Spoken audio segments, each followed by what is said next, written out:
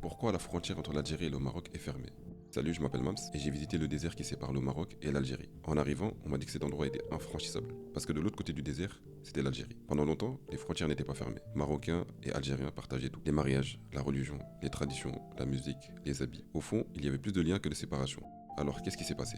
Tout a commencé en 1830, lorsque la France a décidé de coloniser l'Algérie. L'Algérie, qui était en face de la France, était un territoire stratégique. La contrôler, c'était contrôler la Méditerranée.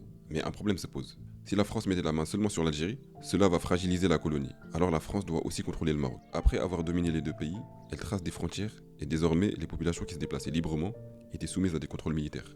Mais lorsque les deux pays prennent leur indépendance, des questions qui ne se posaient pas avant deviennent des sujets de conflit. Par exemple, à qui appartient Tindouf et Béchar? Ce sont deux villes à la frontière des deux pays. Sur les cartes tracées par la France, elles appartiennent à l'Algérie, mais le Maroc n'est pas d'accord. Et ça crée des tensions. À chaque fois, des problèmes politiques vont venir se rajouter. Et depuis, les deux pays n'arrivent pas à s'entendre. Avec le temps, le désert est devenu un mur invisible, un mur de sable et de silence. Ces deux pays qui autrefois étaient des frères, aujourd'hui sont devenus des ennemis politiques, et parfois même des ennemis sur les réseaux sociaux. Mais en réalité, j'ai demandé à des Marocains, qu'est-ce que vous pensez des Algériens? Ils m'ont répondu, ce sont nos frères et nos sœurs.